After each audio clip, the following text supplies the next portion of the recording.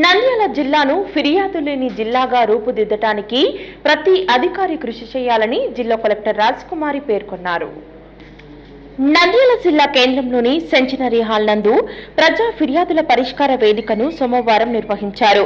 ప్రజల నుంచి వచ్చిన వినతులను జిల్లా కలెక్టర్ రాజకుమారి స్వయంగా స్వీకరించారు.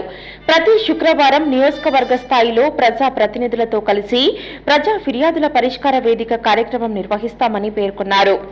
జిల్లాలో ఫిర్యాదులు లేని జిల్లాగా మార్చడానికి ప్రతి అధికారి బాధ్యతగా పనిచేయాలని సూచించారు. ప్రజా సమస్యలను మండల స్థాయిలోనే పరిష్కరించే లక్ష్యంతో ప్రతి నెలలో ప్రతి శుక్రవారం నియోజకవర్గాలలో ప్రజా ప్రతినిధులతో కలిసి ప్రత్యేక కార్యక్రమాలు నిర్వహిస్తున్నట్లు తెలిపారు. ఆలగడ్డ నియోజకవర్గంలో మే నుంచి జూన్ వరకు, శ్రీశైలం నియోజకవర్గంలో జూన్ నుంచి జూలై వరకు, నందికొట్కూరు నియోజకవర్గంలో జూలై నుంచి ఆగస్టు వరకు, పాణ్యం నియోజకవర్గంలో ఆగస్టు నుంచి సెప్టెంబర్ వరకు, నంద్యాల నియోజకవర్గంలో సెప్టెంబర్ నుంచి అక్టోబర్ వరకు, బనగానపల్లి నియోజకవర్గంలో అక్టోబర్ నుంచి నవంబర్ వరకు, డోన్ నియోజకవర్గంలో నవంబర్ నుంచి డిసెంబర్ వరకు ప్రతి శుక్రవారం ప్రజా ఫిర్యాదుల పరిష్కార వేదిక ఏర్పాటు చేసి వినతులను స్వీకరిస్తామని పేర్కొన్నారు. ఒకవేళ శుక్రవారం ప్రభుత్వ సెలవు వచ్చిన సందర్భంలో గురువారం లేదా శనివారం నిర్వహిస్తామని పేర్కొన్నారు. ప్రజా ఫిర్యాదుల పరిష్కారానికి సంబంధించి ఆర్థికేతర అంశాలలో నంద్యాల జిల్లా రాష్ట్రంలోని ప్రథమ స్థానంలో నిలిచిందని కలెక్టర్ హర్షం వ్యక్తం చేశారు.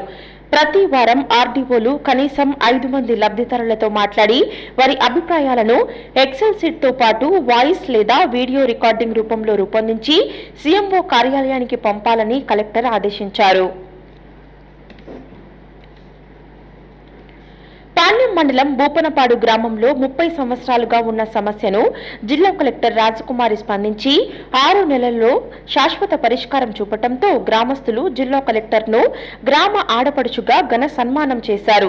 ప్రజా సమస్యలను కేవలం పేపర్కే పరిమితం చేయకుండా క్షేత్రస్థాయిలోకి వెళ్లి పరిష్కారం చెబితే గ్రామాలలో సమస్యలు పరిష్కరింపబడి రూపురేఖలు మారుతాయని జిల్లా కలెక్టర్ రాజకుమారి పేర్కొన్నారు.